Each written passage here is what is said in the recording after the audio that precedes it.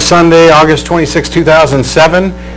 This is a live internet, or live, it's not internet, it's public access television, and you can tell that we're live and that it's public access by how often I screw up. So welcome everybody. It's a live public access interactive program. We'll have the phone number up for you shortly. It's a chance for atheists in the Austin area to communicate with the public, to kind of challenge misperceptions, discuss events, religious and political, and have discussions about beliefs and whether or not they're justified. We're sponsored by the Atheist Community of Austin, a nonprofit educational organization that promotes positive atheism and the separation of church and state. And the ACA has weekly meetings every Sunday morning beginning next Sunday at Romeo's on Barton Springs Road. We'll be there next Sunday beginning at 11, I think is still the time we're using. The following Sunday, the second Sunday of the month, is when we're going to have our lecture. It would normally be on the first Sunday. We've shifted it a week. So the second Sunday will be a lecture from Mark Lowy on low-cost textbooks, progressive vouchers, and incorrect tax scores.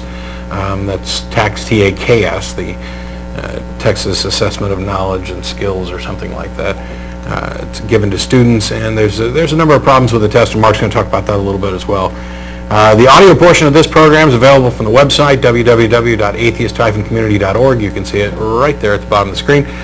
You can go there to get the audio portion in MP3 format, no GG Vorbis and others. And then you can also the video portion is now available on Google Video. So for those of you who are watching around the world, hi. You can see me wave at you now and nod and other things. The video is available on Google Video. We've got, I don't know, the last 3 or 4 years of the show up there now. It's crazy. The show has been on for 10 years almost. As a matter of fact, in October coming up, we'll be having our 10th anniversary, and we're planning something special for the end of the month, but I'll get more into that as we get closer.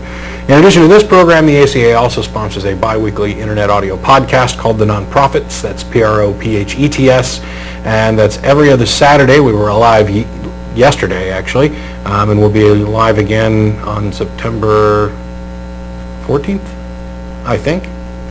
The 15th, September 15th is a Saturday, so the 16th is a Sunday. If that's when you'll be live. So maybe the 15th. I think it's the 15th we'll be live. Anyway, they haven't put the information up on the screen. Normally they do. But you can go to nonprofitsradio.com. You can also get there from the ACA website. We're live. We don't take phone calls from listeners, but we do run a chat room in conjunction with the show. And we do now have telephone capabilities, so we're going to be having more guests calling in to the show to participate in discussion and act as kind of co-hosts from afar. So I can't talk about who all is coming on, but we've got some things in the works, and we're really looking forward to that. In addition to the Sunday morning meetings and the lecture series, the ACA also hosts a number of social events throughout the week, including Atheist Happy Hour Thursday at the Dog and Duck Pub located at the corner of 17th and Guadalupe. And we have a regular series of Wednesday night events. You can go to the website for more information on those. There's nothing this Wednesday, if I'm correct. And after this program is over, everybody involved in the show gets together and goes to IHOP, located at the corner of I-35 and Cesar Chavez. So any atheist or atheist-friendly person is welcome to come to any of our events. You don't have to be a member to attend, but if you're coming down to preach, proselytize, or provoke, please don't. We'll put up the phone number for you shortly, and you can call in and air your grievances. And anybody who doesn't get on the show, if the phone lines are tied up or not working, or you just don't feel like calling in, you can also email us at tv@atheist-community.org. That goes to myself, the co-host, some of the people behind the scenes as well. We can't promise to answer every email, but we'll do our best to get a response to you, either in email or on the air. If nothing more than, thanks for the feedback. You can send anything to that email address, except spam. I'd prefer not to get much more spam. We're kind of overloaded already. Comments, suggestions, feedback, criticisms, corrections, they do come in on occasion, and as long as they're relevant to the discussion, if we've made some egregious error, we'll correct it. There's some that we're still working out whether or not there was an error or not. I actually made an error on yesterday's Nonprofit show. You goofed again. 2 of them, actually. One I corrected right away, one I didn't correct until after the fact. There's an article in Time magazine about Mother Teresa's crisis of faith. Wow. And I had only read kind of like preliminary bits of the article and assumed that it was no big deal. At some point back in '79, she had a crisis of faith where she was praying and just never got any answers. But it turns out there may actually be a bit more to it. There's bits and pieces from diaries that may actually be useful in creating a case that she had a lifelong crisis of faith. Wow. And that there were periods of time where she didn't even believe there was a God at all. Now, obviously, I haven't read all of it. I don't know all the details. I don't think it's particularly relevant. I mean, what best case scenario, you find out that she doesn't believe in God, so now all of your criticisms of her have nothing to do with the church. Yeah. So, Now, was she considered a saint, or were they trying? they're trying to do that now. Okay. And it's possible that it'll still go through. I don't know that she's actually going to qualify for sainthood. I don't know. Okay. You know, when you've got this kind of dogmatic organization that just makes stuff up as they go along and takes people who they consider to be significant and say, you've done 3 confirmed miracles, you're a saint. I don't know how anybody can qualify, because I have yet to see any evidence of any confirmed miracle of any kind. And they're always judged usually well after the fact. Oh, yeah. I mean, this is not like, she laid hands on somebody and they got up and walked, and then 5 doctors were right there to say, my God, we couldn't have found any other way to do this, and it's a miracle. It's like 30 years later, stories of what she did. It's hearsay It's a miracle. reports, and I saw her do this, and there's a guy who posted at the ACA website in one of the kind of bulletin board forums section, and I don't mean to pick on you if you're watching, and you may be, who told the tale of how he laid hands on a young girl and prayed for her. She had a deformed leg that one leg was shorter than the other, and she was required to wear special shoes. And he claims that he saw the leg grow right before his eyes, and he found out later that she no longer needed special shoes. I don't believe it for a second. I believe that he believes it. Yeah. But one of the things is that first of all, we're talking about a young kid, and who knows what can happen. The fact that legs were abnormal and normalized after the fact, that's very different from I put my hands on her leg and I watched that leg grow. Yeah. Okay, you'll have to come up with something better than that, because I've heard stories about people walking on water too, but I'm not buying it.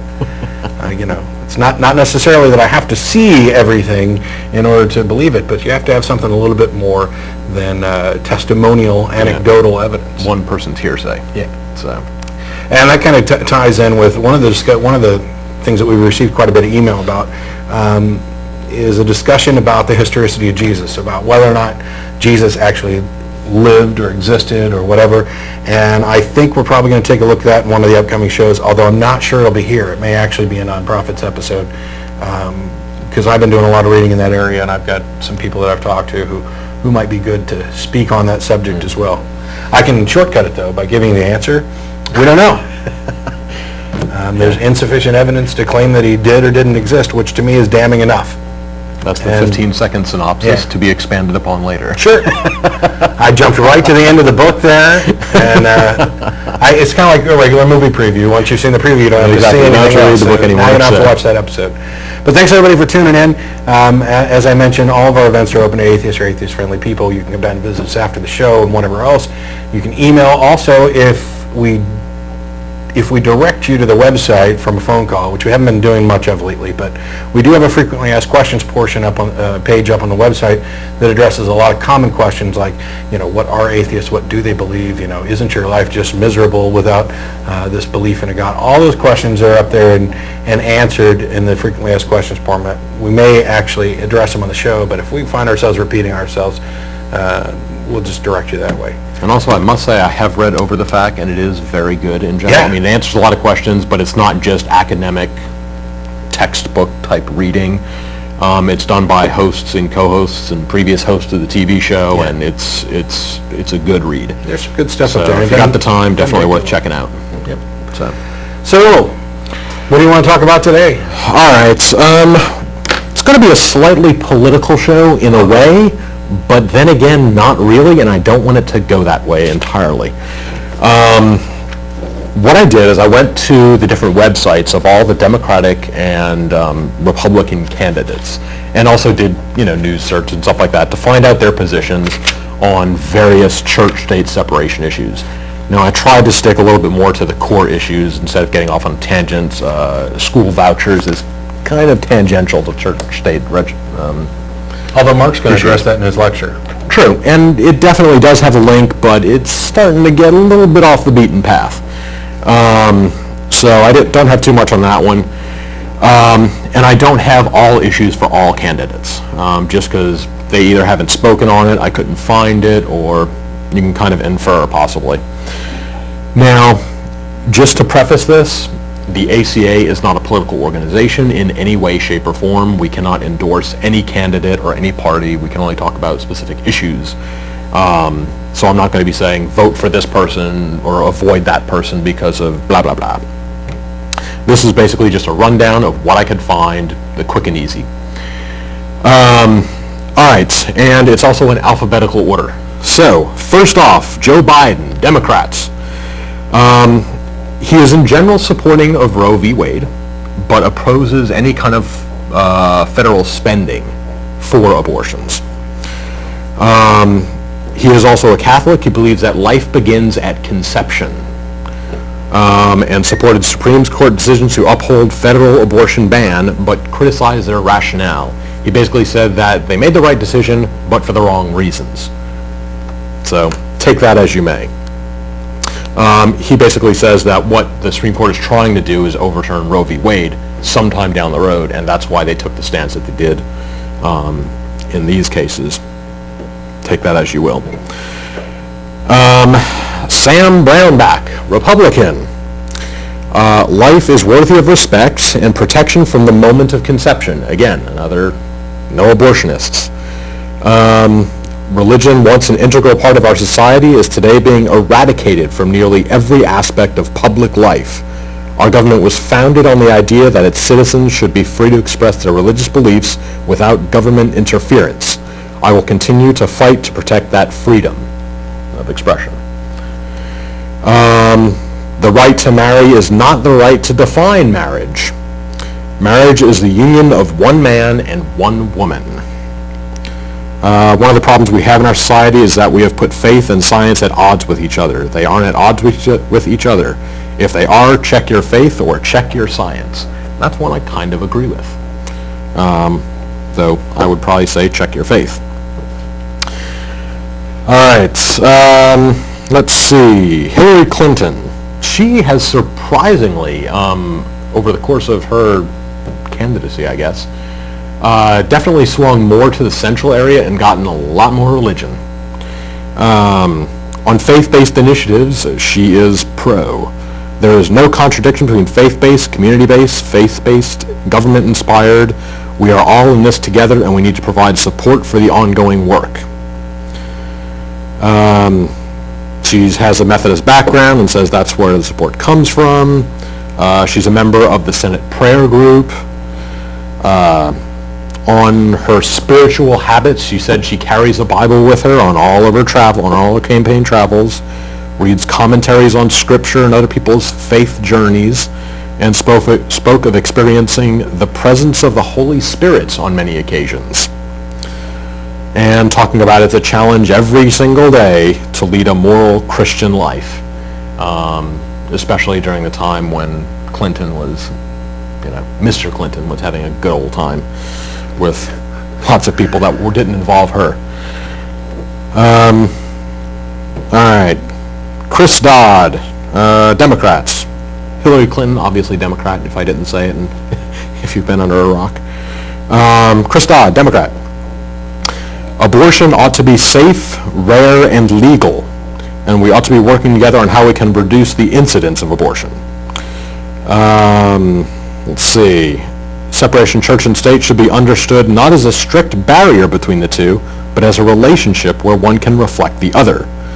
Faith can influence policy, and state can influence how we allow for the space and tolerance of religious traditions. Kind of a wishy-washy statement. Can you read it again? I'm not quite sure. It's so wishy-washy, I'm not quite sure I grasped it the first Exactly. time. Faith can influence policy, and state can influence how we allow for the space and tolerance of religious traditions. So basically, one can influence the other and one can restrict the other. So, not really saying a whole lot. And also just point out, some of these are not straight quotes. They're, I won't say interpretations, but, very good boilings down of, a 2-page article into one sentence. Dodd has said that we've made a huge mistake not talking about faith in the public sector, and that people confuse the notion of having faith-based policy and replacing policy with faith beliefs. again, a pro-faith-based initiative kind of guy, which I was actually kind of surprised that most of the Democrats were.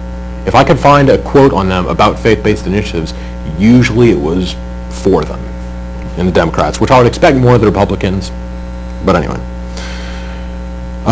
Dodd supports civil unions with legal protections of heterosexual marriage, though he is not comfortable applying the term marriage to same-sex unions. So he wants to create civil unions for gay people, give them all the rights of marriage, but just not apply the label. I don't see the point in that. Then you've got two different terms for the exact same thing.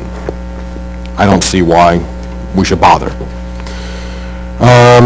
Dodd supports embryonic stem cell research in cases where the embryos used would otherwise be destroyed or discarded. Said that he hopes science will eventually make the issue of embryonic cell search a moot one. Supported measures to ban human cloning. And again, several of them have done that, where they perhaps will support stem cell research to some extent, but have gone against human cloning. John Edwards, Methodist. My faith has been enormous to me in my personal life, and of course my personal life is a big impact on my political life. I believe God answers prayers. However, as President of the United States, I have a constitutional responsibility to all of the American people, which means to all people of faiths. So I think you have to be very, very careful to not let your own personal faith beliefs, particularly where they may differ with other faith beliefs, to influence national policy. So basically saying faith is important to lots of people, including me. I have to uphold the Constitution. Yeah, but didn't he just say, and I don't want to pick on him in particular, I'm pretty sure I'll pick on all of them at some point because I've found flaws in everything. A lot of them are contradictory. I think he just said that he has a duty to all people, which means people of all faiths. Yes. And the way he phrased it made it sound like that the irreligious didn't qualify. Which wouldn't be the first time. I mean, George Bush, the elder, made the comment that he didn't think that atheists should be considered, or that they weren't patriotic and wasn't sure that they could be considered citizens. Yeah. So, as far as faith-based initiatives, in a manner consistent with the First Amendment, faith-based charities should be able to participate in delivering services, but they should also meet the same anti-discrimination standards as other charities receiving government support. All right. I think actually he might have been the one. There was somebody else who did talk about non-believers also. I want to say that might have been Obama, though. I would not, under any circumstances, try to impose my personal faith and belief on the rest of the country. I don't think that's right. I don't think that's appropriate. But freedom of religion doesn't mean freedom from religion. And I think that anything we do to promote this, the idea that people should express their faith is a good thing. So, do you think America is a Christian nation? That was a question that he was asked. And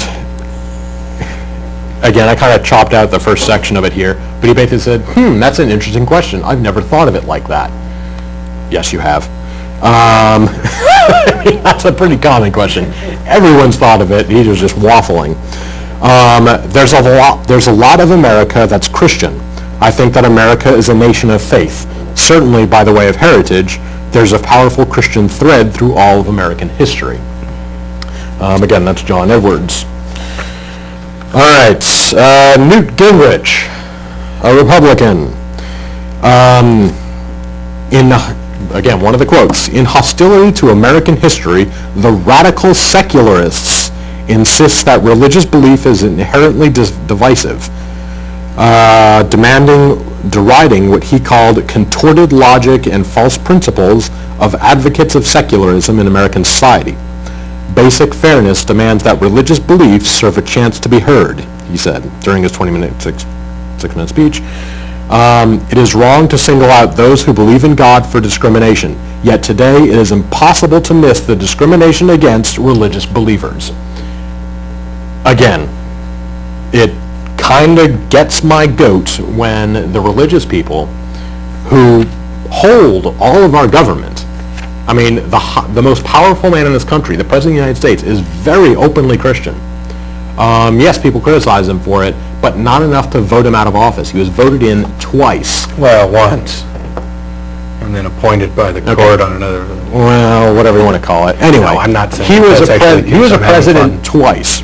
Lots and lots of people are religious. Now, to say that, oh my God, we're some poor little hurt group of people, and we're getting discriminated against left and right, I don't know what you're talking about. I think one of my biggest problems with the quote is that it's kind of an exaggeration for no reason. Basically, he's saying that the whatever secularists, I forget what adjective he put before it, maybe militant, I would expect, who knows. Radical. Radical secularists who believe that religion is inherently divisive. As someone who would probably qualify as a radical secularist under his definition, I don't believe that all religion is inherently divisive. I just happen to believe that his religion is inherently divisive. There are some religions that are relatively inclusive. These kind of panentheistic ideas, everybody is entitled to their beliefs, and there's not just one true path to whatever. But when you're talking about religions like Orthodox Christianity, that's a divisive religion, as is Islam and radical Hinduism and every other thing along those lines. It's not always divisive to the point of advocating violence or conflict or the death or destruction of apostates or heretics, but it's still divisive. It sets up an us and them mentality. You're part of us or you're not. Whereas I don't think, for example, Buddhism would fall into that category. Yeah. I don't have Buddhists knocking on my door telling me I'm getting ready to go to one of the Buddhist hells, which we talked about a little bit in the lecture. Anyway, continue. All right. We also have the case of the Pledge of Allegiance several years back and the under God in that. And oddly enough, it was always kind of funny when that was topic, is that one of the defenses of keeping it in was the fact that it was kind of a ceremonial thing. It wasn't referring to any specific God. It was just a general thing, and when you boil down to it, it really doesn't mean anything. Therefore, we should keep it in. What Gingrich says is the Pledge of Allegiance does not contain a ceremonial reference to God. The term God was inserted deliberately by Congress to draw the distinction between atheistic tyranny, the Soviet Union, and a free society whose freedoms were based on the God-given rights of each person. An honest man, finally. Exactly. Honest man. Horrible ideas, but an honest man. That's exactly why it was done. Yes. Exactly. I'll back him on that. Distinction between atheistic tyranny and a free society. The real thing is that I can even agree with him down the road, because one of the comments that we often hear, is that, how could you say that atheism is going to be any better? Look at Stalin. Yeah. But the problem with the Stalinist regime wasn't atheism, and in Gingrich's quote, he hits on the issue. Yes, it was atheistic tyranny, but the problem was the tyranny part, not the atheist part. Tyranny is wrong in all of its forms. It's problematic everywhere, and also communism is just a bad model. Yeah.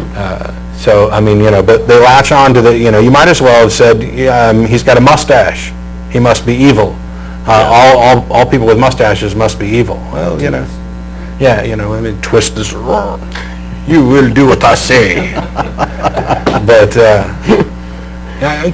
there's a complicated subject, of what precisely is the motivation for taking action, because our beliefs do inform our actions. Of course. What we believe determines how we live our lives and what decisions we make. And I'm not saying that, if you're the average Christian or whatever, and you have beliefs on a particular issue, it's well within your rights to not only talk about those issues, to try and encourage others to accept and agree with your position, and you can even vote for and support candidates who agree with your position. The problem is that when we get into rights issues, where you are legislating your morality and setting up a position where, by the sheer power of your majority position, you can encourage and legally enforce other people to hold to your particular moral perspective, especially when it violates the Constitution. One of the things that he had mentioned was that, you know, there's often this claim that the pledge is kind of a meaningless thing. Yeah. We talked about yesterday on the Nonprofit Show, there's a group where in a courthouse, there's a picture of Jesus on the wall. Wow. And there's also a picture of the current sitting judge. And those are the only two pictures in the courtroom, Jesus and the judge. Wow, now that's not putting Which sounds like a good, like, sitcom. Jesus and the judge, coming up next, 7:30 Central. But there are people who are challenging this, saying this needs to come down. And what you have, I kid you not, and Dennis talked about it in pretty good detail yesterday, is the people who want this thing to stay will say, this isn't promoting any religion, it's not a religious thing, its secular purpose on the wall is just for decoration. So they want to, on the one hand, claim that this is just a secular image that we're just putting up for decoration. And then they'll turn around and in the very next breath say, and if you force us to take it down, that's religious persecution. Whoa, you can't have it both ways. Yeah. It's either a completely pointless secular image of Jesus that you just happen to hang up on the wall for decoration, in which case we should be able to put a kiosk down in the corner that shows porn all day long because, you know, it's a nice decoration and it would gather people. Exactly. And it's not advocating, you know, sex, it's just art. It's a community building. Let's not be silly about this. You plastered Jesus on the wall, take it down.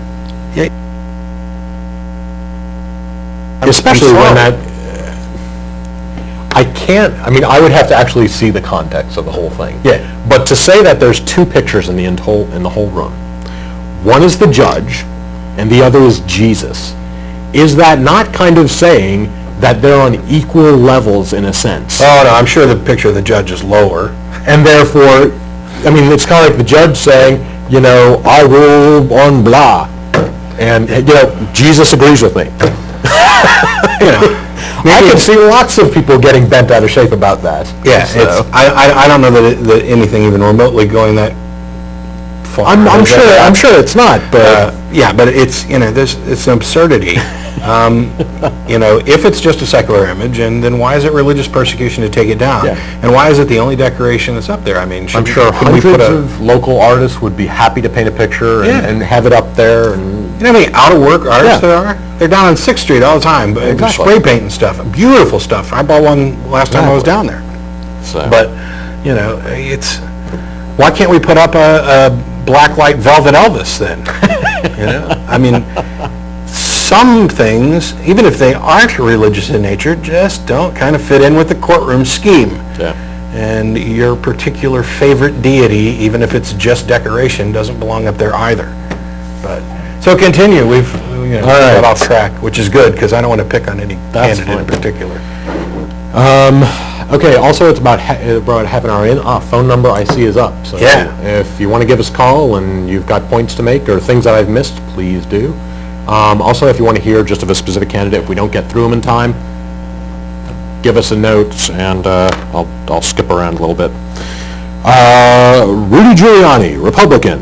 Cross-dresser.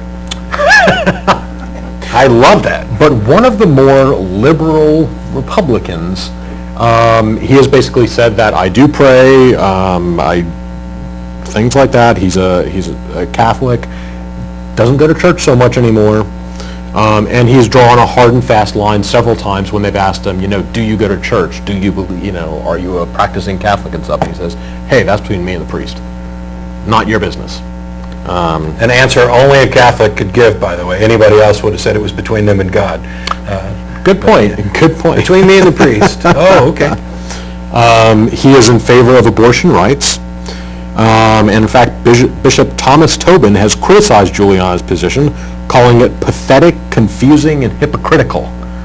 And I would almost say kudos to anyone who gets that kind of deriding from a bishop, but hey. Flogging from the bishop. I really did just say that. On to something else. Mike Gravel, Democrat. Couldn't find a whole lot on him. He is the only Unitarian of the whole bunch. And about the only thing I could really find on him is that he is 100% fully in support of gay marriage. Not just civil unions or anything like that, but gay marriage. Anything less is immoral. And he's got really interesting commercials. Does he? Yeah, they're all done in metaphors. Okay, I don't think I've seen any of them offhand, but... Yeah, he's caught a little flack for it. It's a little too artsy for some folks, but I found it amusing. Yeah, he doesn't have a whole lot of support, which... He's run before, by the way. No, it's surprising. So. I think he's run before. I think he ran in 80, Okay. maybe. I'm not sure. Okay. We're not done with that. Charles Hagel, Episcopalian. Again, couldn't find a whole lot on him. He's a Republican. Couldn't find a whole lot on him at all. Basically, I just found one page that shows that he has a very conservative voting record in terms of his agreement with Bush and the Republican Party on various issues is very, very, very close. But on specific issues, I couldn't really find anything. All right, Mike Huckabee, Republican. A lot of people have heard about him, and he's got a lot to say. In the beginning, God created the heavens and the earth. A person either believes that God created the process, or believes that it was an accident and it just happened all on its own. He has won during the Republican debates when they asked who here doesn't believe in evolution or believes in creation. I can't remember exactly how it was phrased, but he basically said doesn't believe in evolution. He's a creationist. If Americans want a president who doesn't believe in God, there's plenty of choices. But if I'm selected as president of this country, they'll have one who believes in those words and that God did create. If anybody wants to believe that they are descendants of a primate, they are certainly welcome to do it. Let's see. Not just descendants, but currently.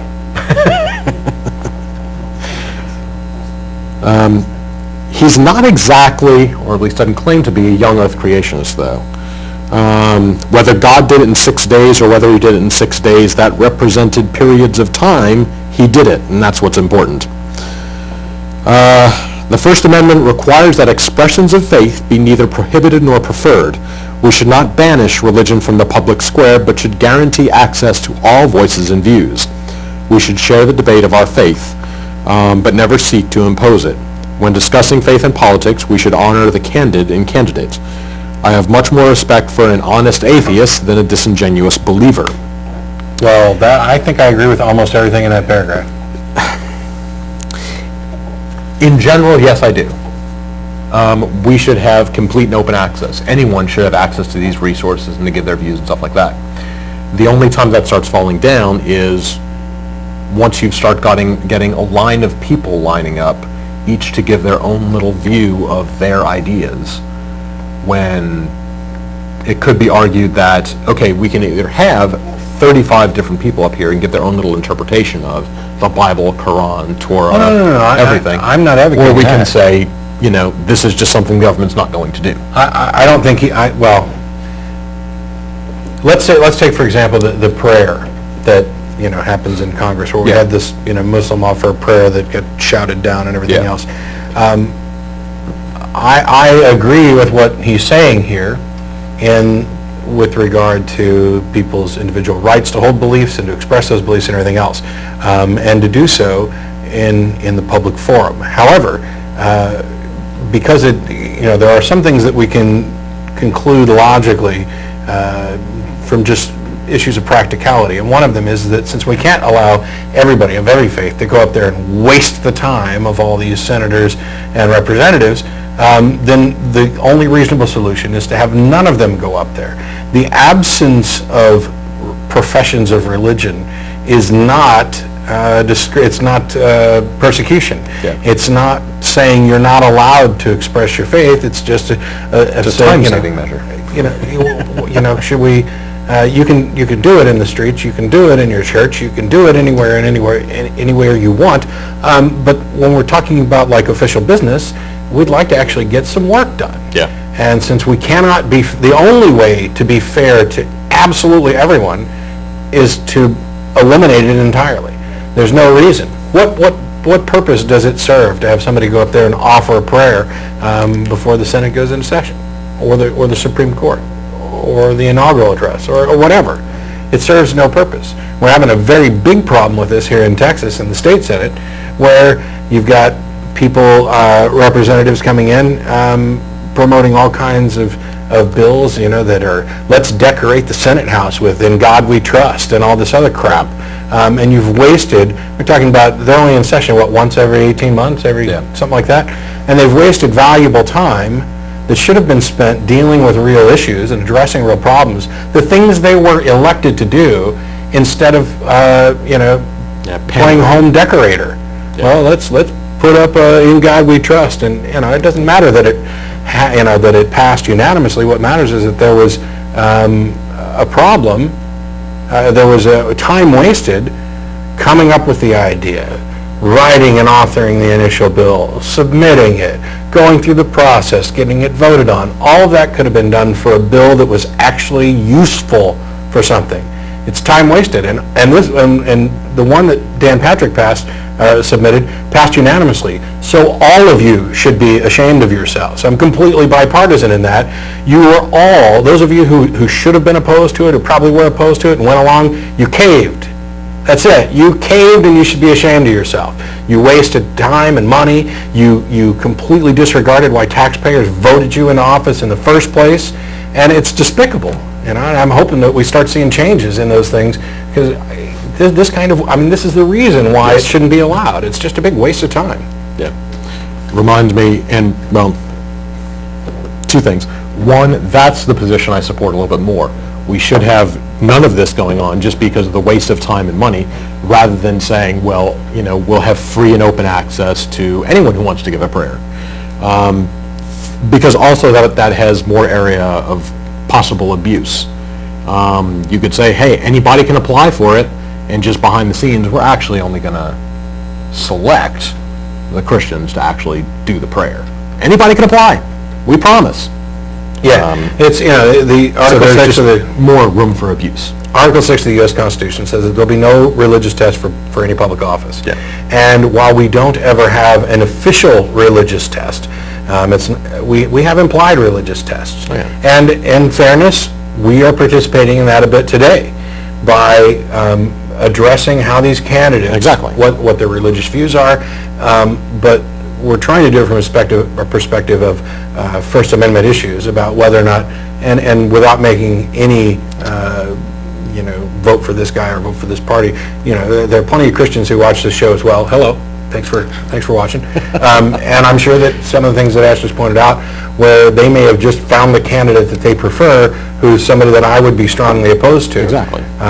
So we're looking at this as impartially as possible. Yeah, we are focusing on religion and First Amendment issues. So religion is this kind of, I would say, pink elephant in the room, except that everybody acknowledges it. It is a powerful thing, and like I was saying earlier about our beliefs informing our actions, our religious beliefs must therefore inform our actions as well. And you cannot just completely ignore. We don't live in a society where you could actually have an election where somebody's religious beliefs were totally irrelevant. Yeah. It's just not practical. But where it is practical to eliminate kind of this special treatment or favoritism towards particular religious views, that's what we need to fix. So who's next? Let's see. Do I have anything else on Mike Huckabee? Let me see. First Amendment requires that the expression of faith be neither. I did that one. Supported passage of a federal constitutional amendment that defines marriage as a union between one man and one woman. So you got that. The support I support and have always supported passage of a constitutional amendment to protect the right to life. My conviction regarding the sanctity of life has always been clear and consistent without equivocation or wavering. I believe Roe v. Wade should be overturned. Applaud the Supreme Court's recent decision forbidding the gruesome practice of partial birth abortion. It is vital that we elect a pro-life president. He He believes in using existing stem cell lines for research, but does not believe in creating life for the sole purpose of destroying it. And I would totally agree with him. I do not agree with creating life to destroy it. However, creating embryos to then do research on to figure out how we can cure currently incurable diseases isn't that bad. It's not a complete waste. We're not just shooting off fireworks. So, by the way, for those of you watching, evidently we're experiencing huge video problems that's affecting the public access channels on the whole. So even though you may not be able to see us very well, we are still in the air. The phone number's up right now. I imagine the call that we just got was probably somebody telling us, hey, you guys look like crap. And my only response is, thanks for saying it when the screen was all messed up. So phone number's up. For those of you who can maybe read it, feel free to call in and talk about any of these.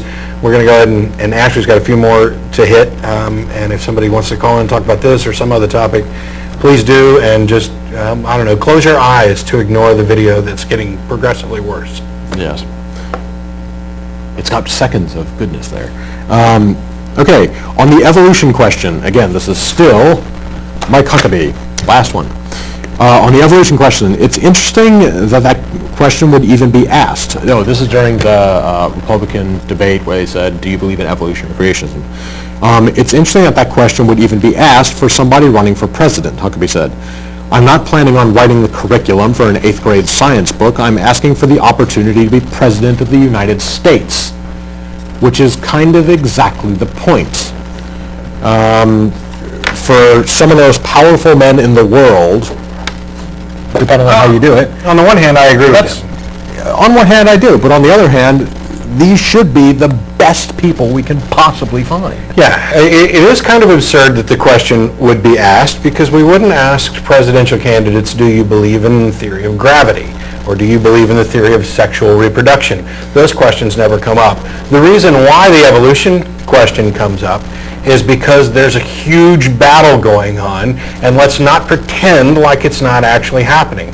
You've got a small, very vocal, well-financed group of creationists, particularly among the young Earth breed, who are direct enemies of science, reason, rational thought, who are out to destroy the education process. So that question becomes viable. Are you in cahoots with these people who, we feel are a threat to our children, or not? It's not about whether or not you're going to author an 8th grade science book. I'll get back to the creation evolution thing a little later on. I want to let you hit all of your people. But there's two big things going on recently and in the near future that are relevant to that. All right, Duncan Hunter, Republican, very pro-life. I would amend the U.S. Constitution and provide blanket protection to all unborn children from the moment of conception. He co-sponsored the Unborn Child Pain Awareness Act of 2006, which would require abortion providers to notify women who want to have an abortion 20 weeks or after fertilization that the evidence suggests their unborn child feels pain and that they may request anesthesia for their unborn child in order to reduce or eliminate the pain. Voted against any stem cell research that involved embryos, period. I believe the current decisional law on the establishment of free exercise clause of the First Amendment is inconsistent and flawed. The Founding Fathers developed these clauses to guarantee the right of all citizens to worship and to protect the church from the state, not to strip religion from the everyday lives of Americans. I firmly believe that marriage is one of the most important social institutions we have, and that it is central to promoting family values and raising children in a healthy environment. It is for this reason that I co-sponsored and voted in favor of an amendment to the U.S. Constitution declaring marriage as in the United States, man and woman. All right, Alan Keyes. And there was a comment that he made there that I think needs to be addressed real quick. When he talked about the Founding Fathers and their position on the First Amendment and why it was created. By the way, the video effects are only affecting evidently Time Warner, and Grande can see us just fine, which means my home recording will be okay. Interesting. But he said that it was there to protect the church from the state, yes, and not to strip religion from everyday lives. Well, guess what? That's a great big straw man, red herring, whatever, that you're up there trying to show us, because nobody's advocating that we strip religion from the everyday lives of individuals. Those of us, most of us who advocate, church-state separation, we are advocating a proper and fair application of freedom of religion, freedom of belief, so that you don't legislate based on specific beliefs, based on religious beliefs that contradict what other people believe. And what I'm saying, although that was really polluted and messed up in that last sentence, I think. For example, they portray this image of they've removed prayer from school. These secularists who are attacking religion have removed prayer from school. That would qualify in the stripping religion from the everyday lives of people. The problem is, it's a lie. Yes. Nobody removed prayer from school. What was removed from school was mandatory state-sponsored prayer. That's it. Your kid can still bring a Bible to school. They can still pray in school. They can still have prayer clubs, and they do. If you don't think that this is going on, look at the Campus Crusade for Christ. Granted, it's a college organization, but they're more well-funded than almost any atheist group. And your kids can still pray. And as if anybody could stop them. I'm getting ready to take a test. I'm going to bow my head and pray that Jesus gives me the score that I don't deserve because I didn't study. They're welcome to do that. Nobody could possibly stop them if they wanted to. That's insane. Nobody removed prayer. Nobody's trying to remove your right to believe whatever crazy stuff you want to believe. When we talked about this issue of the historicity of Jesus earlier, there's no evidence to justify belief that Jesus actually did. There's no contemporary reports from other historians. If you take a look at the story, and I won't give away too much from what we're going to talk about, but the census that occurs where everybody has to go back to the home of their ancestors, that's absurd. No census like that has ever happened. There's no evidence for anything like that happening.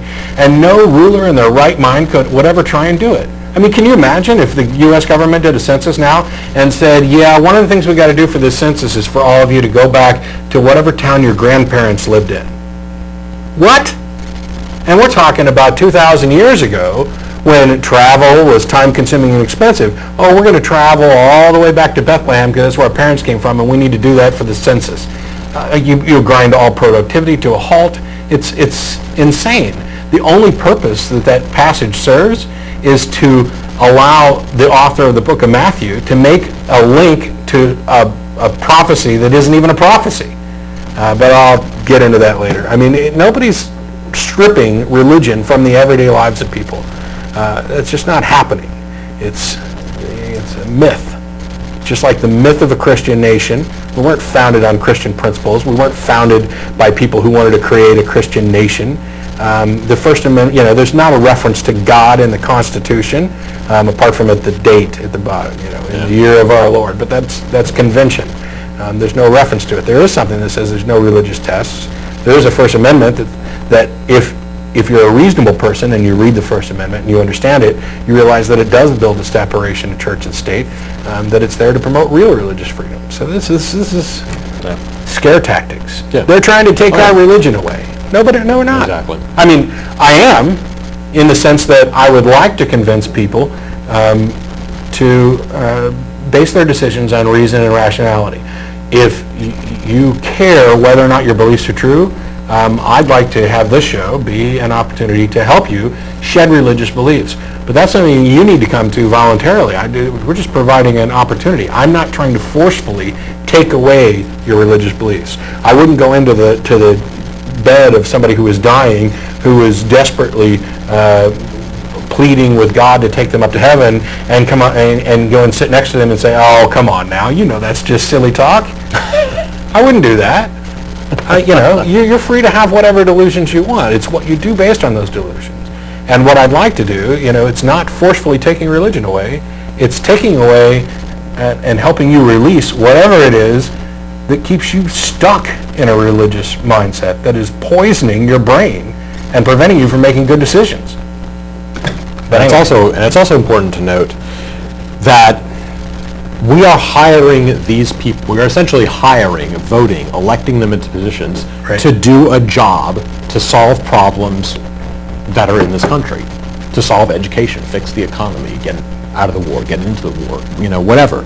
We have different topics of actual problems that need actual solving. While they are on the job, their religion should have no basis on that at all. They should that should have nothing to do with it. When I go to Walmart and somebody's checking me out, they shouldn't say, that's $3.50 and a prayer to Jesus. That has nothing to do with it, and I don't need to hear it, and I don't really want to hear it. These people can be as religious and fundamentalists and young earth creationists as they want, but when they're on the job, that's their personal life. Leave it behind. I don't take my religion or lack of religion to work with me. Why should they? So, anyway, Alan Keyes, Republican.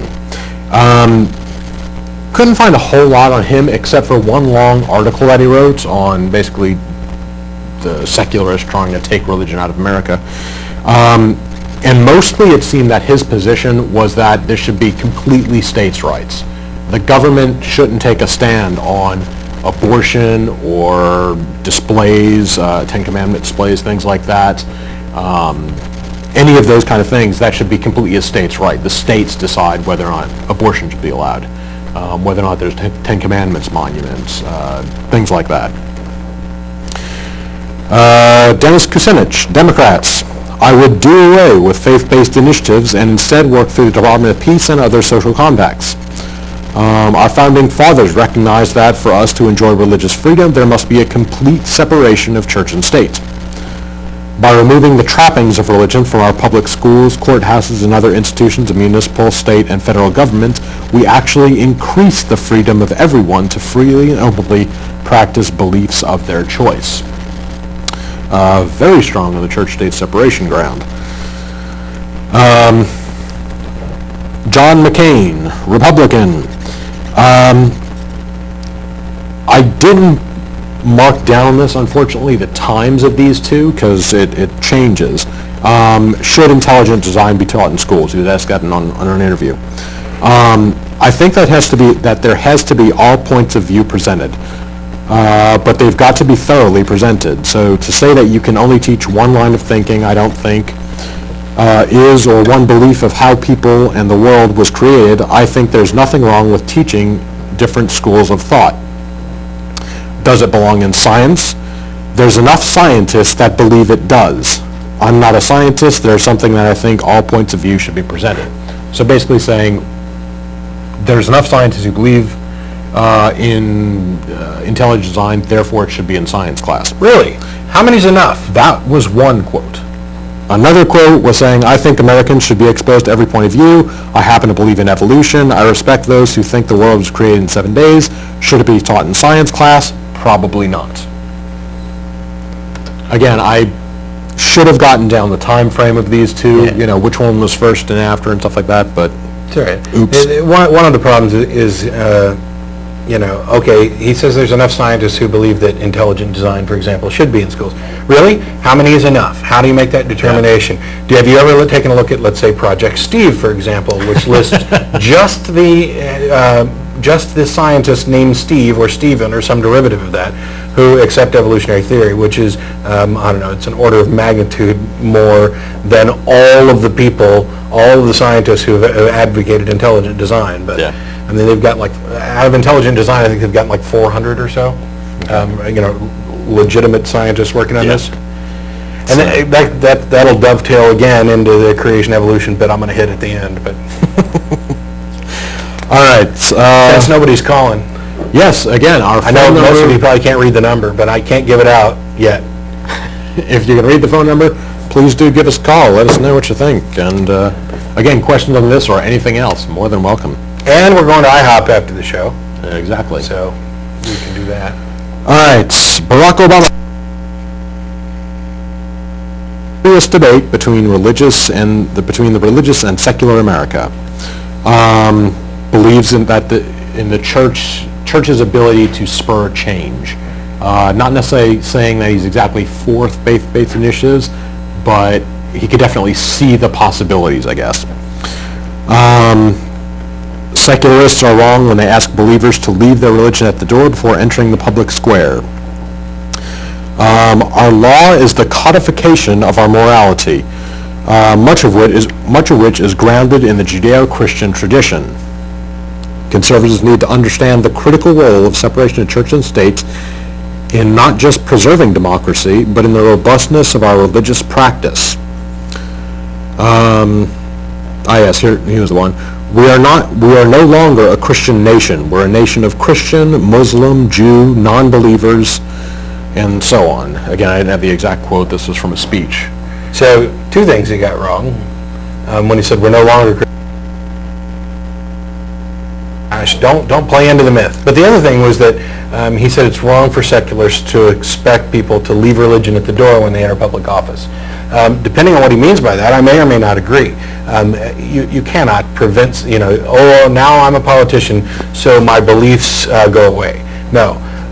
But one of the things that's part of the job is your decisions as an elected representative are no longer made solely upon what you believe. And your religion, if you cannot set aside your religious convictions in order to do what your constituents want you to do, then you shouldn't be in the position, whether you're an atheist or a Christian or a Muslim or whatever.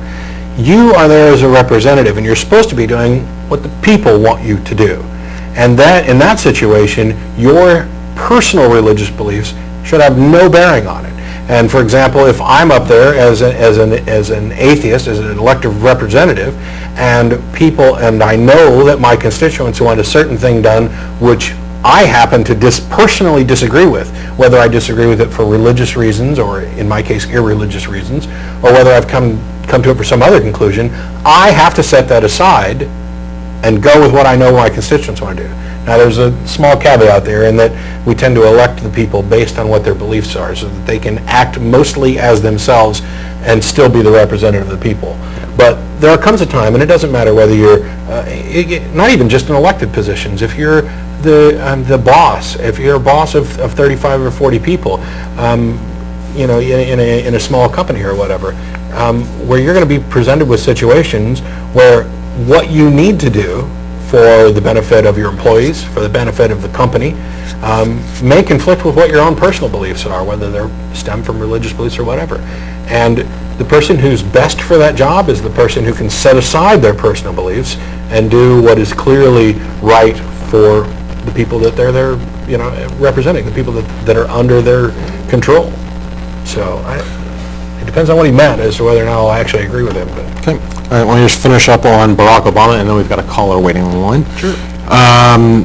He does note, what I thought was kind of interesting, again, this is a speech I was actually watching, is he said something along the lines of, which parts of religion are you actually going to follow? Noting that Leviticus says, you shouldn't eat shellfish, and Deuteronomy says you should beat your kids for being insolent and stuff like that. He basically says, we need to read our Bibles here. Basically, you need to know what you're talking about when you're talking about being, following the Bible and such.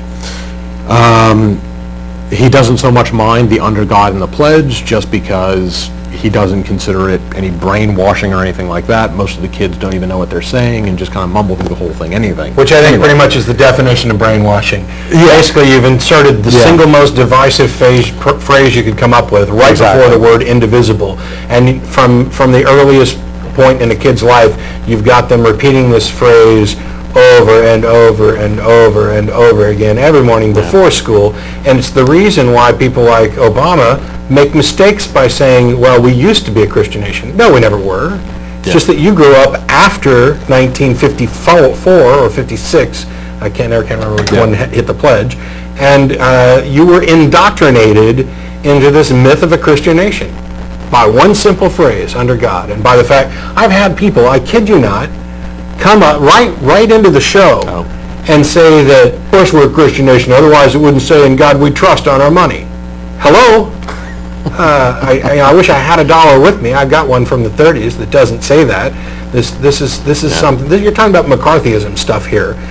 fear of the atheist tyranny, the communists, the godless communists, and they slap God on our money, and everybody who grew up after then, who's too ignorant to go actually read a book about what really happened, thinks, oh, well, clearly we're a Christian nation and always have been. It's always been on their money as long as I've been alive, so it must have always been there. I have issues with the pledge just by requiring children to say it all the time. I have issues with that. Yeah. More than I do with the under God. The under God just makes it that much worse. Yeah. But having to say it in the first place is my issue. Now, do I think kids are being, bent out of shape and hurt by this and, brainwashed and mindless idiots? No. No, but I don't think it's causing any great harm, but I think I disagree with the principle behind it. I think it's one of those little things that one of the problems is that, and we've seen this even from atheists. Michael Shermer's written an open letter basically saying you need to be nicer when you're talking to theists, and sorry, Michael, go screw yourself. But, and I'm saying it jokingly, we talked about it on the nonprofits yesterday, so I actually like Michael Shermer, I just happen to disagree with him on this one area. But it's those little things like that that you need to have happen in order to make the bigger things happen. If every kid grows up saying under God, it's no big deal, it didn't do them personally any big harm, it's probably not even going to do much towards getting them to believe in a particular God. But what it does do is it establishes a climate in the country to where deference is paid to religious ideas, to where religious ideas, without actually earning respect, get respect. Yeah. And that's, I think, what I'm mostly opposed to. If you have a good idea, prove it. Yeah. Callers. Sure. We got Darby. How you doing? Hey, good. How you guys doing? Very good. Can you hear us and see us? I can hear you over the phone. You know what? I think the TV just cleared up too, so you're looking good. Well, cool. You are magical, and you've fixed our television problems. Actually, I just called in to be put on hold so I could listen to the show. So was the problem with the audio as well? It was audio and visual. Yeah. Oh, that sucks. Okay. It was cutting out, and it looked like it just cleared up brilliantly. Well, thanks for fixing it for us. Sure. Should we sacrifice a baby or something for you? It would help. It would? Okay. We'll do that on that. So what do you want to talk about? Yeah, they expect you to, so you should. Yeah, we're all evil.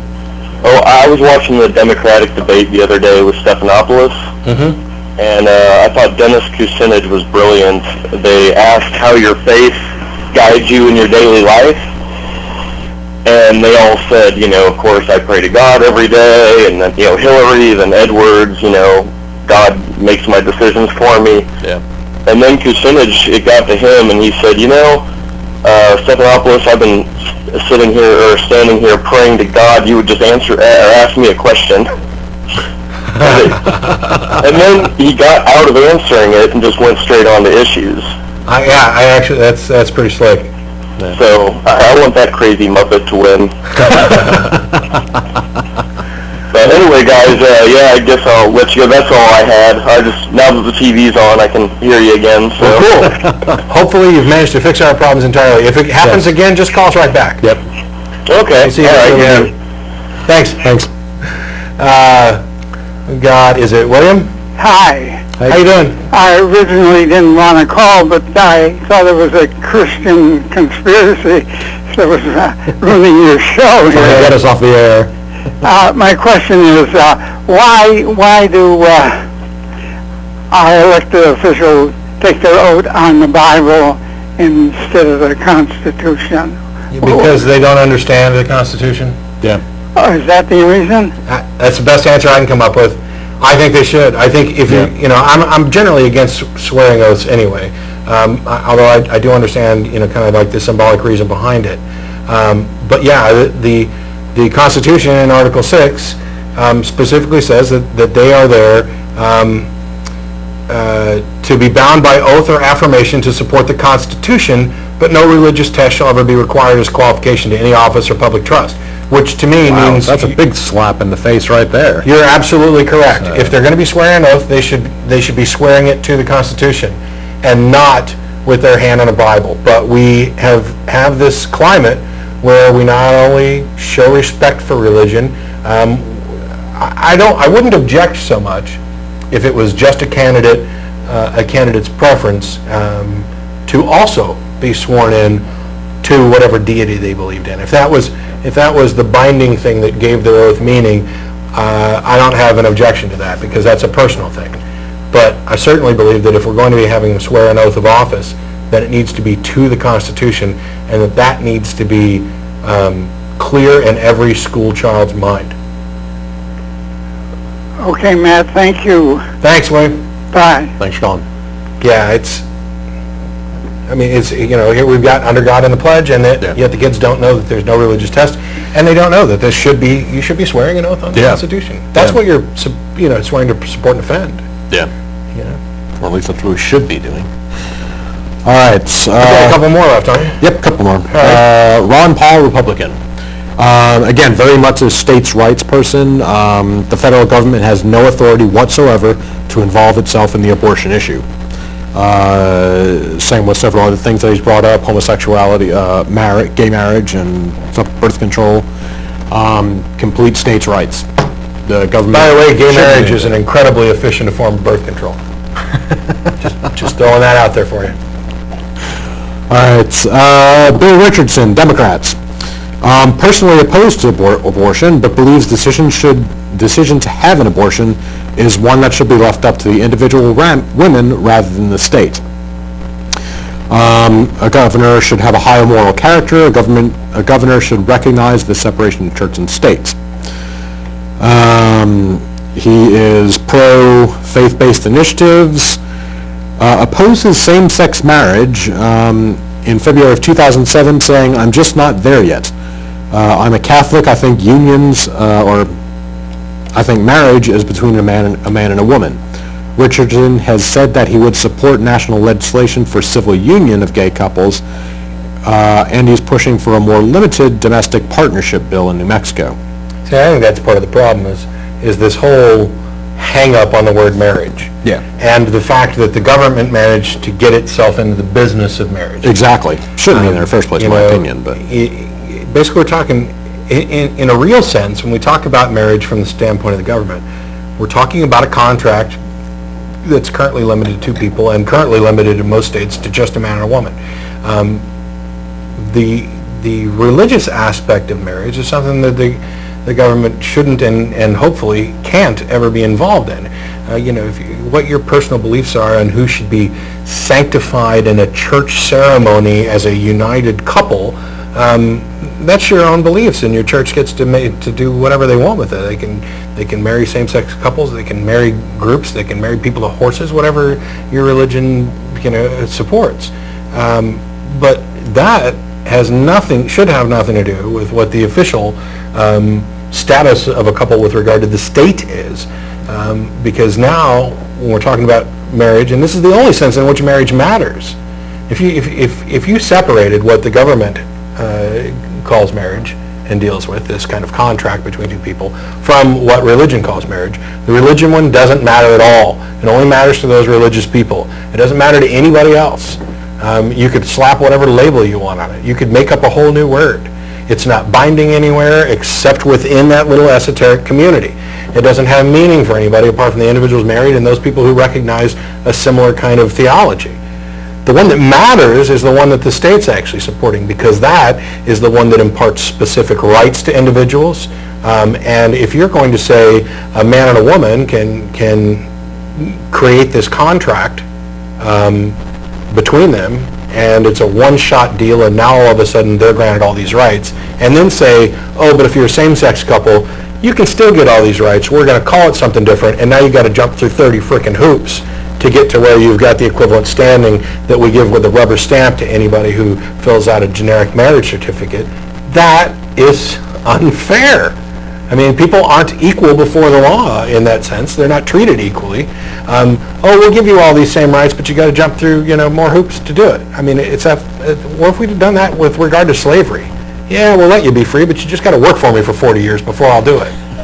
That's silly. And it sounded sillier in my head. Who else you got left? All right, just three. I'll be quick on these. Mitt Romney, very much a Mormon. He is the Mormon? Romney's the Mormon. Okay. Very much a man-woman marriage. Though I didn't get to whether it's one man and woman. I think he's a part of the LDS church that sticks with the one man, one woman, but I'm not sure. Most likely, yeah. Also very pro-life, however, believes that is a state issue rather than a federal issue. So the government shouldn't come down and say pro or anti-abortion. Tom Tancredo, the innocent unborn enjoy the God-given right to life. Roe is a scar on the moral and intellectual history of the country. To protect life, we also need to educate the public about the second victim of abortion, the mother who is subject to potential lifelong medical and emotional scarring. And also very much in favor of traditional man-woman singular marriage. And finally, Fred Dalton Thompson, very much pro-life. I think Roe v. Wade was a bad law and bad medical science, and the way to address it is through good judges. So that is all of the current, that I could find at least, people who are running for president on the Democratic and Republican side. It would be kind of nice to find out some of the independents, but, I mean, unfortunately, we just don't have a valid third party. Yeah, and we're not yet, so. You know, we're kind of doing this, you know, as we said, we're not endorsing any candidates or any parties or anything, and frankly, personally, I don't think I'd endorse any of them, even if I could, because I have this thing where I have a difficult time with people whose positions seem to contradict each other in some areas, but I'm never going to find a candidate that I completely like. For those people out there who are atheists, agnostic, freethinkers, secularists, whatever you want to identify yourself as, who find yourself repeatedly frustrated that there's not a candidate who agrees with you across the board, I share that pain. I'm convinced that probably for the rest of my life I won't find a candidate that agrees with me down the board unless I actually run for something, and we know that that's not going to happen. There's too many shows up on Google for people to pick little snippets out of for me to ever run for any office. Well, it doesn't mean you won't run. It means you probably won't get elected. Yeah. I'm not going to run unless I think there's a chance. As a reminder, we are live at Sunday, August 26, 2007. The date's actually up there. Oh, I got it backwards again. I almost got it. Phone number's up. We're still taking calls, although we've only got about 18 minutes or so left in the show, maybe a little bit less. As a reminder, we are going to IHOP after the show, and at the corner of I-35 and Cesar Chavez. The show's over here at 4:30. We'll be down there around 5 o'clock. We've got the room from about 5 to 7. Also, the events that I announced at the beginning of the show, as a reminder, the Sunday morning meeting's moving to Romeo's this coming Sunday, beginning 11. We're going back to our old stomping grounds. The following Sunday will be a lecture. Mark Lowey will be talking to us about low-cost textbooks, vouchers, and problems with tax test. I just want to get that information out there. Also, for ACA members and friends of members, please make sure you visit the website for more information. The newsletter just went out. The September one should be arriving shortly. And then there's also the announcement of the Bat Cruise that we're doing. I think it's September 22nd. Yeah. There's more information at the website and in the newsletter. And if you're a member and you're not currently getting the newsletter, because we've started sending it out as of the July issue again, it was the July issue that we started up again. Please send an email to editor@atheist-community.org or to any email address that gets to me or anybody on the board, and we'll get your name added back to that so that you can get that. I want to hit on a couple things real quick because I promised I would, about this whole issue of creationism versus evolution and why this is such a waste of everybody's time. But the first thing is Ben Stein has a new movie that's coming out in February, and it's from what I've seen. I mean, the trailer has him kind of dressed up as kind of a bad boy rebel in school. Okay. Now, is this kind of like a Michael Moore documentary type thing? It's going to be some interviews.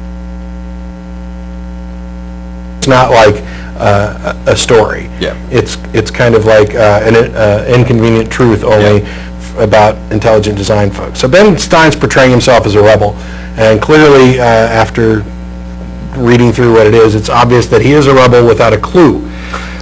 He's basically put together a movie where, oh, poor us, big science has managed to systematically belittle the intelligent design movement, and we don't get invited to their parties, and it's just terrible. We're such victims of unfair exclusion. No, you're not. The movie's called Expelled, to kind of represent how intelligent design has been expelled from science. And you know what? It has. You know what else? It should be. Science has to maintain some integrity. Those people in the scientific community, in order to maintain reputable journals, they need to have standards. The only thing that needs to happen for intelligent design to be included in good scientific discussions is for them to develop a hypothesis that makes predictions that are testable and falsifiable, to present some evidence that supports their claim, to publish their work in peer-reviewed journals. But instead what happens is they create their own journal and call it a peer-reviewed journal.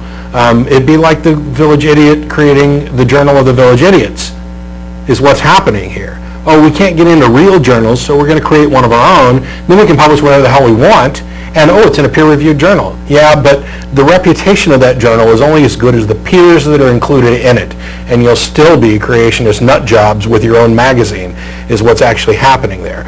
Instead of taking the steps that are required to be considered legitimate scientists, intelligent design proponents want to pull an end around. They want in under a special exclusion clause. But instead, what they end up doing, and they do this by, we're well aware of the Wedge document that we've talked about before, but they do this by playing the victim. Oh, science should be more open-minded.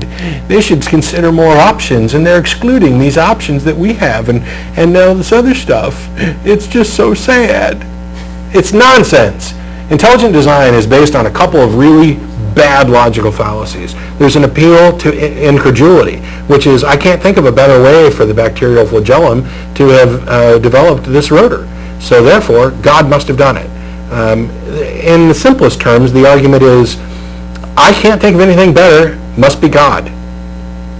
That's not a logical argument. That's a fallacy. Hate to tell you. And so are the arguments from ignorance, which tie in with that incredulity. You've got Dembski's math. You've got Behe's irreducible complexity. Please come up with something new. Please come up with something that hasn't been debunked about 1 billion times. Behe sits around during the Dover trial talking about bacterial flagellum and says he's unaware of any published papers that refute his theories about how there's this big problem with the development of the bacterial flagellum. Well, really? Didn't look hard enough. Yeah, because they brought in a whole stack of them and sat them down.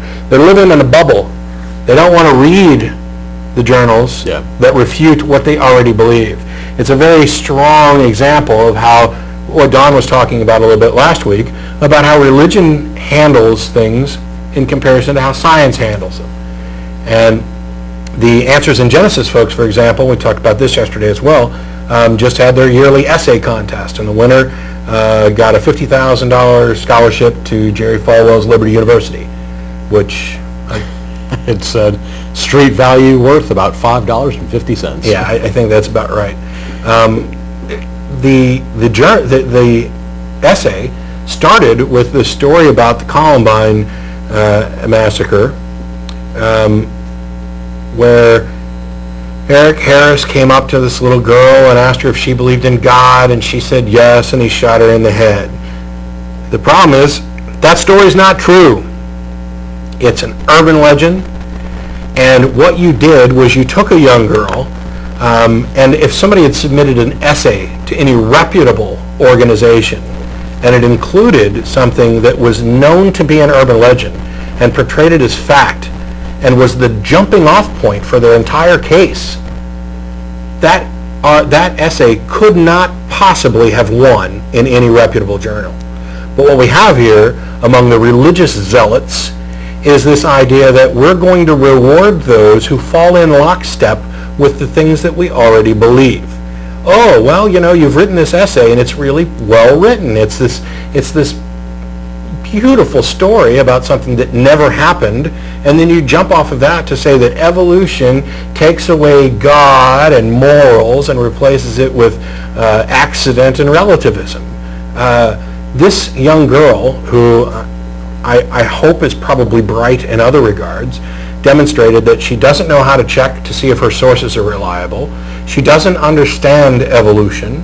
She doesn't understand natural selection. She doesn't understand how to develop a hypothesis, how to fact check, how to cite sources. All she knows how to do is preach the same sermon that Answers in Genesis likes to preach. And for that, she gets a $50,000 scholarship to Liberty University. You know why? Because they couldn't give her a scholarship to a decent university, because they want all universities to be like Liberty University, and they want all students to be as ignorant as the one that won this prize. Now, I'm sorry that I sound so mean and disrespectful to this poor young girl, but her mind has been polluted by the asshats behind Answers in Genesis, and her parents and her teachers who have failed to educate her about reality. That is despicable, and there's just no excuse for it. We see this all the time in the fight. And Ben Stein is going to go ahead and promote this same schlock in February in this Expelled. He's not a rebel. He's not a haughty intellectual. He's bought into the same, I've always believed there must be a God, and therefore, since this is so complicated, there must be a God, and you scientists are just so mean to actually make us prove what we say is true. But we got another call on the line, and just about 7 or 8 minutes left in the show. David, how you doing? Yeah, hi. I thought of this question during the political discussion, and then bringing up intelligent design also. The fact that it's close to the majority of this country believe in either angels or don't believe in evolution, or believe in some type of new age, basically. If this country does go to a Christian theology, would y'all leave? I think about it. Oh, if it ever happened, I'd leave, yeah. Yeah, I just wonder if, how much of this country do you think would just pack up and leave if things continue? I don't think it could ever get that bad. It depends on also what you mean by theocracy. Getting close now. I'm bisexual, so there are certain areas to where I have to be careful. Certain things I can be fired for, certain behaviors that, depending on where I am, could have legal repercussions. But, well, not legal repercussions. Yeah.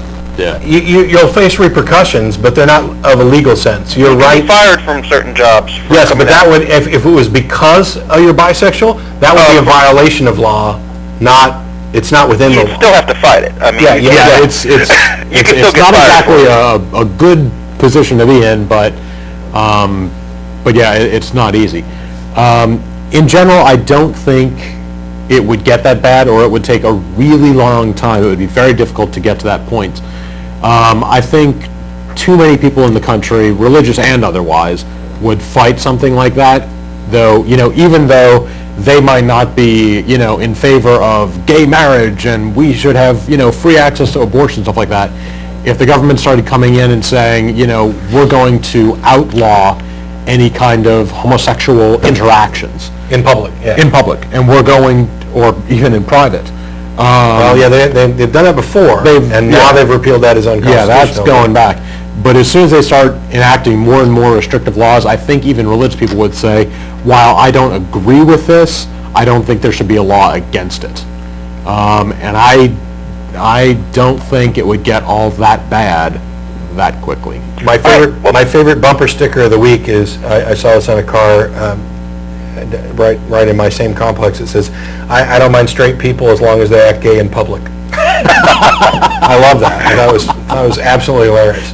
All right, well, thanks. I just wanted to ask. Thanks, Dave. Appreciate it. I'm optimistic that we won't actually get to a true theocracy like the Dominionists and others might want us to. And that's because that while 75 to 80% of the population of the United States is Christian, not all Christians are created equal.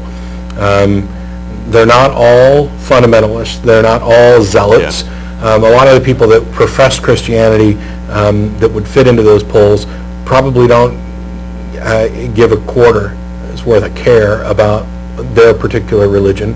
There are plenty of reasonable, moderate and liberal Christians, people like Reverend Barry Len, who's the founder of the Americans United for Separation of Church and State.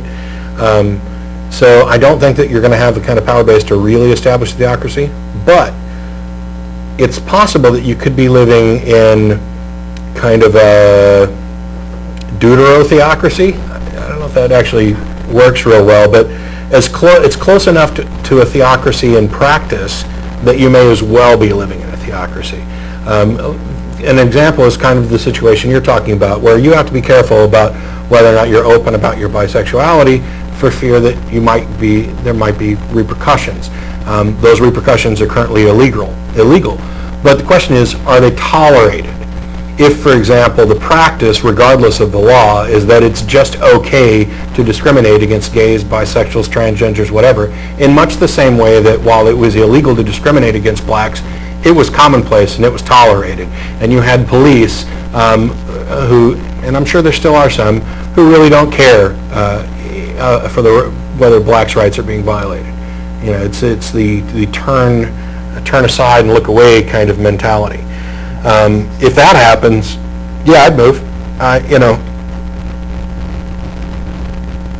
The principles that America's founded on, but if we depart from those principles, if we depart from a secular government, if we depart from true freedom of religion, then the things that I enjoy about it can't really overcome that. I wouldn't want to sit, I get to do this show. I get to interact with people, and I think one of the big things is the internet is going to prevent anything like this. The fact that you have this open forum for anybody to discuss what they believe, even if you couldn't do it out in public, you've still got an avenue. Although, we could see the same thing we saw in Turkey the other day, which is this guy who's a creationist had some people on WordPress speak negatively about his book, and he had some pull and actually went to the Turkish government, and now people in Turkey can't access WordPress blogs. Oh, I saw that, yeah. Shut down a section of the internet because they were not in agreement with his doctrine. Yeah. I hope that doesn't happen here. Yeah. And we have the internet. We have, again, we have this show right now on public access television. Granted, we're not on Fox News, but, we have with the ability to do this show and get on TV. I think having the exposure to other ideas, even if you don't agree with them, at least allows you to tolerate them. So again, most of the Christians who watch us probably don't agree with a lot of what we say, but at least they can see that these people believe this, they make some sense even though I don't agree with them, and therefore maybe we shouldn't kill them all. Yeah, and likewise, whereas in other countries where debate is not allowed, you follow our beliefs or you get the hell out. Those are the ones where basically, sure, you can kill, non-believers and you can flog them because, you don't have open ideas. We're out of time. Expression. So. We'll see you all next week. Thanks for tuning in. Appreciate it.